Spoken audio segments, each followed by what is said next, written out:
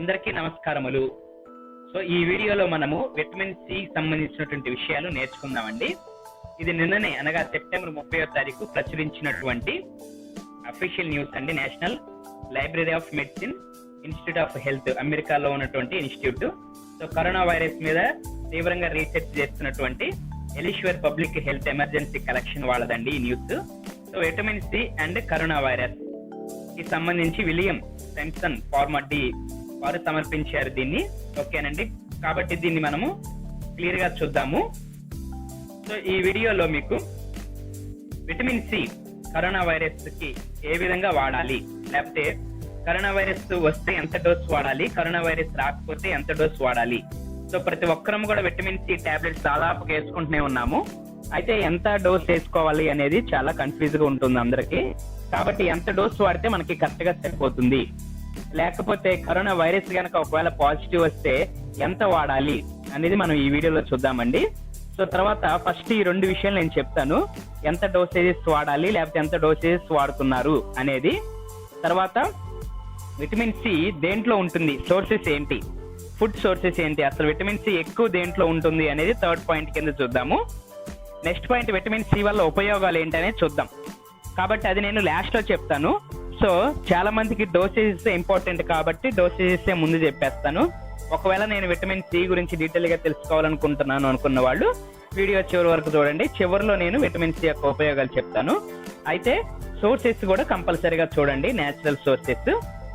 Okay friends, కాబట్టి ఈ vitamin C గురించినటువంటి స్టడీ ఎవరు యూనివర్సిటీ, ఆర్గాన్ స్టేట్ యూనివర్సిటీ వాళ్ళు రీసెర్చ్ చేశారు. సో వాళ్ళకి ఇన్స్టిట్యూట్ వాళ్ళు సబ్మిట్ చేసినటువంటి థీసిస్ ఇది.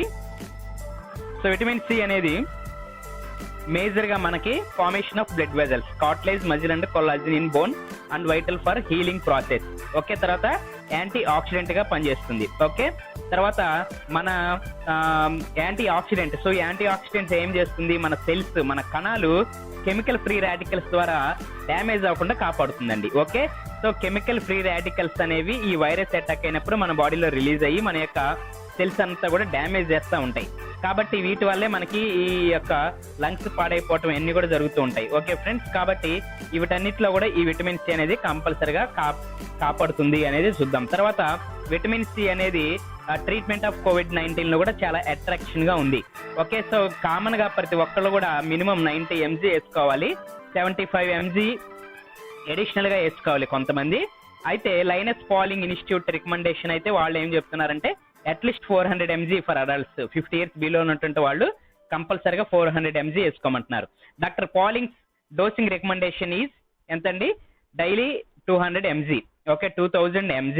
ఓకే, అంటే 2 grams కంపల్సరీగా వేసుకోవాలి అని చెప్తున్నారు. ఓకే, ఫస్ట్ 250 mg అయితే చాలా చాలా ఇంపార్టెంట్, సీరం లెవెల్స్ కి వెళ్ళడానికి చాలా ఇంపార్టెంట్, సీరమ్స్ లెవెల్స్ డెవలప్ అవడానికి చాలా ఇంపార్టెంట్. సో ఇది ఒక డోసేజ్ అనమాట. ఓకే, గుర్తుపెట్టుకోండి, 400 mg ఆర్ 2000 mg.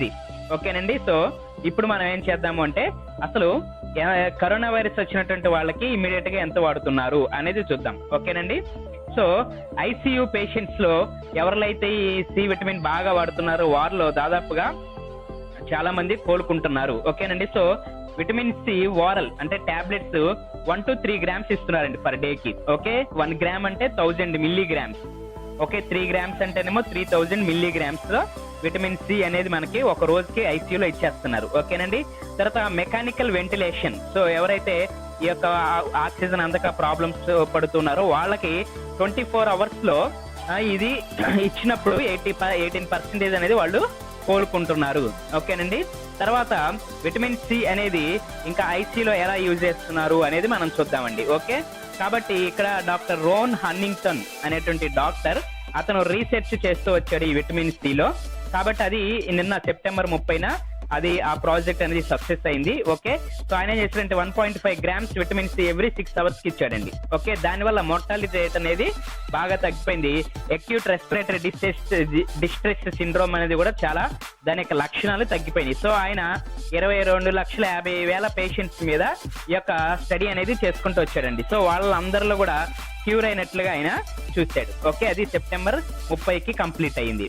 ఓకేనండి, తర్వాత ఇంకా pulmonologist critical care specialist doctor Andrew ఏమని చెప్తా ఉన్నాడంటే, intensive care patients, ICU patients ఎవరైతే కరోనా వైరస్ ఐసీయూ పేషెంట్లు జాయిన్ అయ్యారో వాళ్ళకి ఇమీడియట్ గా 1500 మిల్లీగ్రామ్స్ విటమిన్ సి ఇచ్చేస్తున్నారండి ఇంజెక్షన్స్ రూపంలో ఇంట్రావీనస్లీ. ఓకే, అట్లా 4 times దాన్ని రిపీట్ చేస్తున్నారు. ఓకే, తర్వాత ఎవరైతే అట్లా విటమిన్ సి రిసీవ్ చేసుకున్నారో వాళ్ళు త్వరగా కోలుకుంటున్నారు, ఎవరైతే విటమిన్ సి రిసీవ్ చేసుకోలేదో వాళ్ళు అసలు కోలుకోవట్లేదు, తక్కువగా కోలుకుంటున్నారు. కాబట్టి ఆయన 1500 mg డైలీ 4 సార్లు ఒక రోజులోనే ఐసీయూ పేషెంట్స్ కి ఇస్తున్నారండి ఇప్పుడు ప్రెసెంట్ రీసెంట్ గా. ఓకే ఫ్రెండ్స్, కాబట్టి ఇవన్నీ కూడా మనం గుర్తుపెట్టుకుందాం. ఓకే, అయితే intravenous injections 12 grams vitamin C అనేది ఇచ్చేస్తున్నారు. అప్పుడు సివియర్ న్యూమోనియా అనేది అటాక్ అవ్వకుండా ఉంటుంది COVID-19 లో. అట్లా డైలీ ట్వైస్ 7 రోజులు ఇస్తున్నారు, చూసారా. కాబట్టి ఎంత హై లెవెల్ డోసేజ్ అయినా సరే విటమిన్ సికి వాడుతున్నారు. 12 grams విటమిన్ సి అనేది వాడుతున్నారు, అంటే 12,000 మిల్లీగ్రామ్స్ అనేది కంపల్సరీగా వాడుతున్నారు. సో మనం 400 మిల్లీగ్రామ్స్ మాత్రం వేసుకుంటున్నాం కనుక వీళ్ళతో పోలిస్తే మనం చాలా తక్కువ వేసుకుంటున్నట్లే. ఓకే ఫ్రెండ్స్, కాబట్టి ఇది మనకి విటమిన్ సి గురించి ప్రెసెంట్ వాడుతున్నటువంటి సినారియో అండి. కాబట్టి ఇప్పుడు విటమిన్ సి మనకి దేంట్లో బాగా దొరుకుతుంది, ఏది మనకి ఎక్కువగా సోర్స్ అనేది మనం కంపల్సరీగా చూద్దామండి. దాని తర్వాత ఎంత రికమెండేషన్ డోసెస్ ఎంత అనేది కూడా చూద్దాం.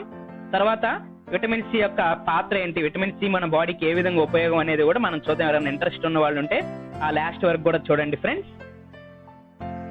కొంచెం ఓపిక చేసుకొని టైం కేటాయించుకొని డీటెయిల్ గా విటమిన్ సి గురించి తెలుసుకుందామండి. కరోనా వైరస్ అని గురించి కాదు కానీ మన ఒంట్లో చాలా జబ్బులు తగ్గించేటువంటి అమోఘమైనటువంటి పవర్ విటమిన్ సికి ఉందండి. అయితే విటమిన్ సి ఆహార పదార్థాల ద్వారా మనకు అందేది తక్కువ, ఎందుకంటే మనం కుక్ చేసినప్పుడు విటమిన్ సి కరిగిపోతుంది, డైల్యూట్ అయిపోతుంది. 70% విటమిన్ సి అనేది తగ్గిపోతుంది, ఎందుకంటే ఇది నీటిలో కరిగేటువంటి విటమిన్, వాటర్ సాల్యుబుల్ విటమిన్. కనుక మనము ఈ విటమిన్ సి దొరికే పదార్థాలను రాగా తీసుకోవాలండి, అంటే పచ్చిగా తీసుకుంటేనే మనకి ఇది అందుతుంది. దీని యొక్క ఉపయోగాలు కనుక చూసుకున్నట్లయితే ప్రముఖంగా ఇమ్యూన్ సిస్టమ్ అండి. సో వైరల్ డిసీజెస్ రాకుండా కాపాడుతుంది, కనుకనే కరోనా వైరస్ కి విటమిన్ సికి లింక్ ఉందండి. తర్వాత యాంటీ ఆక్సిడెంట్స్ దీంట్లో పుష్కలంగా ఉన్నాయి, అంటే మన బాడీలో రోగాలు తెప్పించేవి ఫ్రీ రాడికల్స్ అంటాం వాటిని. సో వాటిని కిల్ చేసేటువంటి పవర్ విటమిన్ సికి ఉందండి. అదే విధంగా మన బాడీలో చచ్చిపోయినటువంటి కణాలు ఏదైతే ఉంటాయో సెల్స్, అవి రిపేర్ చేయబడతాయి. కరోనా వైరస్ వల్ల చచ్చిపోయిన కణాలు విటమిన్ సి వల్ల రిపేర్ అవుతాయండి. తర్వాత ఇమ్యూన్ సిస్టమ్ లో దీని యొక్క ప్రముఖ పాత్ర ఉంది అని మనం చూసుకున్నాము. అది ఏంటి అంటే ఐజీఎం రిలీజ్ అవ్వడానికి ఇది బాగా ఉపయోగపడుతుందండి, immunoglobulins. Okay, daily high dose 1 gram గనక వేసుకున్నట్లయితే, అంటే 1000 mg గనక మనం వాడినట్లయితే మనకి ఐజీఎం లెవెల్స్ పుష్కలంగా ఉంటాయి. అప్పుడు కరోనా వైరస్ అనేది మనల్ని దాదాపుగా ఏమీ చేయలేదండి. కాబట్టి 1 గ్రామ్కు తగ్గకుండా మీరు విటమిన్ సి తీసుకోండి. ఆహార పదార్థాలు వేటిలో దొరుకుతుంది అనేది మనం ఇప్పుడు చూద్దాం. ప్రముఖంగా దొరికేది ఆమ్ల, అంటే ఉసిరికాయ ప్రథమ స్థానం. ప్రపంచంలో దొరికే అన్ని పండ్లు ఫలాల్లో విటమిన్ సి ఎక్కువగా ఉండే ఫస్ట్ ప్లేస్ ఏదంటే హైయెస్ట్ స్థాయి ఉసిరికాయ అండి. దీన్ని ఇండియన్ గూస్ బెర్రీ అంటాం. దీని తర్వాత ప్లేస్ గువ్వ అండి, జామకాయ. సో జామకాయలోనే విటమిన్ సి అనేది ఎక్కువ ఉంటుందండి. ఉసిరికాయలు దాదాపుగా అందుబాటులో ఉండవు, కానీ మనకి జామకాయలు అయితే ఎక్కువ అందుబాటులో ఉంటాయండి. ఉసిరికాయల్లో మనకి 700 మిల్లీగ్రామ్స్ అని చూసుకున్నాము. ఈ 2 ఉసిరికాయలు తింటే మనకి సరిపోద్దండి చక్కగా. అదే జామకాయల్లో గనక చూసుకున్నట్లయితే దాదాపుగా 300 మిల్లీగ్రామ్స్ ఉంటుందండి. Okay, so guava has the second highest content of vitamin C, next to amla. ఒకప్పుడు మన ఇళ్లలో దాదాపుగా జామకాయలు ఉండేవండి, అంటే చెట్లు ఉండేవి. ఇప్పుడు మనకి ప్లేస్ లేదు, టైం లేదు, చాలా మంది చెట్లు పెంచుకోవటం నామోషిగా ఫీల్ అవుతున్నాం కనుక జామకాయలు అనేవి మనకి అందట్లేదు, కనుకనే అనారోగ్యాల బారిన పడుతున్నాం. మన పెద్దలు చాలా ఆరోగ్యంగా ఉండేవాళ్ళండి. అక్కడ మీరు చూశారు ఈ గూస్ బెర్రీని చూసాము మనం ఇప్పటి వరకు. ఇది ఇండియన్ గూస్ బెర్రీ, ఉసిరికాయ. ఓకే, సో ఉసిరికాయ యొక్క ఉపయోగాలు ఈ చిన్న క్లిప్ లో మీరు చక్కగా చూడొచ్చండి. ప్రముఖంగా ప్రొటెక్ట్స్ బాడీ అగైనిస్ట్ ఇన్ఫెక్షన్స్, కాబట్టి మన శరీరము జబ్బుల బారిన పడకుండా ఉసిరికాయ చక్కగా కాపాడుతుందండి. కాబట్టి పచ్చి ఉసిరికాయలు చక్కగా తిందామండి, మన ఆరోగ్యాన్ని కాపాడుకుందాము. ఓకేనండి. ఆకలి వేయకపోతే ఉసిరికాయ చక్కగా ఆకలిని పెంచుతుందండి. తర్వాత జీర్ణక్రియలను బాగు చేస్తుందండి ఉసిరికాయ. తర్వాత హెయిర్ గ్రోత్ కూడా ఉసిరికాయ అనేది చక్కగా ఉపయోగపడుతుందండి. అదే విధంగా ఉసిరికాయ వల్ల వెయిట్ అనేది కూడా చక్కగా కంట్రోల్ అవుతుందండి. చూడగానే తినబుద్ధి అవుతుంది కదండి ఉసిరికాయలు ఎంత బ్యూటిఫుల్ గా ఉన్నాయో. తర్వాత ఉసిరికాయల తర్వాత జామకాయల తర్వాత అత్యధికంగా ఉండేది కొరిండర్లు అండి. సో ఈ క్లిప్ లో మీరు కింద కనిపిస్తుంది చూడండి, కొరిండర్, డ్రైడ్ కొరిండర్ దాదాపుగా 600 మిల్లీగ్రామ్స్ దీంట్లో ఉందండి. కాబట్టి 700 మిల్లీగ్రామ్స్ ఉసిరికాయ, దీంట్లో 500 నుంచి 600 మిల్లీగ్రామ్స్ ధనియాలేనండి. కాబట్టి ఈ విషయం మనకి చాలా మందికి తెలియదు. రోజు పచ్చడి గుప్పెడు ధనియాలు కనుక తింటే విటమిన్ సి మనకి చక్కగా అందుతుందండి. దాంతోపాటు మోషన్ కూడా ఫ్రీగా అవుతుందండి. తర్వాత ఎల్లో బెల్ పెప్పర్స్ లో కూడా చాలా ఎక్కువ ఉంటుందండి. 300 మిల్లీగ్రామ్స్ ఎల్లో బెల్ పెప్పర్స్ లో ఉంది. లెమన్ లో 112 మిల్లీగ్రామ్స్ మాత్రమే ఉందండి. అదేవిధంగా ఆరెంజ్ లో మనకి ఓన్లీ 50 మిల్లీగ్రామ్స్ వరకు మాత్రమే ఉంటుందండి. ఓకే, కాబట్టి ఎల్లో బెల్ పెప్పర్స్ కూడా మీకు చాలా యూస్ఫుల్. కాబట్టి ఆరెంజ్ జ్యూస్ తాగటం కంటే కూడా ఉసిరికాయ కానీ జామకాయ కానీ తీసుకోవడం చాలా మంచిదండి. అదే విధంగా బొప్పాయికాయలో కూడా 88 మిల్లీగ్రామ్స్ ఉందండి. బ్రకోలీలో 81 మిల్లీగ్రామ్స్ ఉందండి. అయితే ఉసిరికాయలు మనకి సంవత్సరం అంతా దొరకవు కదండి, అందరికి అందుబాటులోకి రావు. కాబట్టి మనము చాలా బెస్ట్ సోర్స్ లేకపోతే బెస్ట్ ఆప్షన్ ఏంటంటే ఉసిరి చూర్ణం అండి.